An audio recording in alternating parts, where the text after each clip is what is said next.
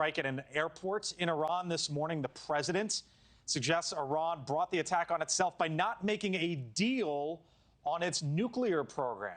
Also, President Trump saying the next attacks could be even stronger. NewsNation Chief Washington anchor Leland Vittert with us this morning here on Morning in America. Leland, I was watching your coverage last night. Great job last night as all of this unfolded, and it's well past daybreak there in the Middle East. It's actually the early part of the afternoon there. What are you watching for in the upcoming hours here?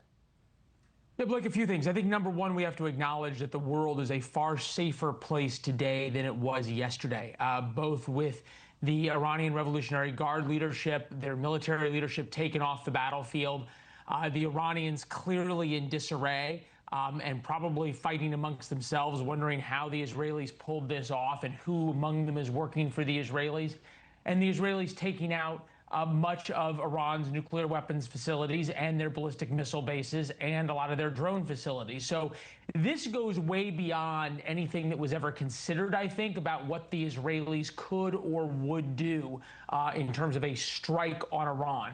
There's now reports that they had multiple teams on the ground in Iran operating drones and other kinds of weapons systems to take out in the initial waves key parts of the Iranian defenses and the Iranian leadership. In terms of what's next, the Israelis have promised a multi-day campaign. That says that they are not interested in small-scale tit-for-tat degrading the Iranian nuclear weapons program. They made the point that they believed that Iran was within days of being able to build a nuclear bomb. Therefore, the Israelis have decided that they will completely dismantle the Iran nuclear weapons program. Benjamin Netanyahu long said that either Iran could do it or the Israelis would do it for them. And that's what you're seeing, and you're going to see over time raid after raid after raid of bunker busters going after not only the facilities that we know about, but the Iranian nuclear facilities that they had hid, that the Israelis had uncovered and not disclosed to the world. Yeah, and remarkable that Netanyahu last night saying that Iran had produced enough enriched uranium for 9 atom bombs, Leland. I mean, talk about, too, the breaking news that just came down within the last 15 minutes or so that Iran has officially pulled out of weekend talks with the United States, that 6th round of negotiations, and where that leaves us now and what we need to hear from the White House today on that. Well, I kind of chuckled when you said that because I don't think the Iranians have the ability to get to the talks right now.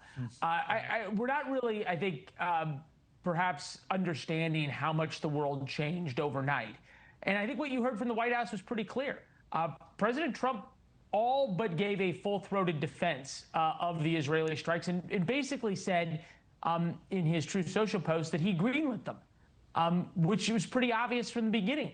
The Israelis did not do this alone in terms of the decision-making process. Might it have only been Israeli jets? Yes. Were there American boots on the ground? No. But this was not a cowboy exercise by the Israelis. And I think it's really important to note, President Trump said, I gave the Iranians 60 days. 60 days in about 15 minutes is when the Israelis started hitting Iran.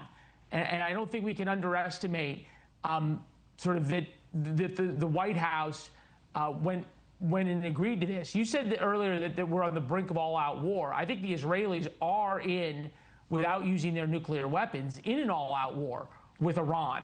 And what we're seeing is the Iranians were paralyzed and don't have really the ability, as far as we can tell right now, to respond to Israel in a meaningful way. And that was probably the point. Well, big day ahead of us here, Leland. I know you were on late last night and you have a long day ahead of you, too. Thanks for taking the time. Thank you for watching. Subscribe below and download our NewsNation app right now on your phone, and you will get fact-based, unbiased news for all Americans.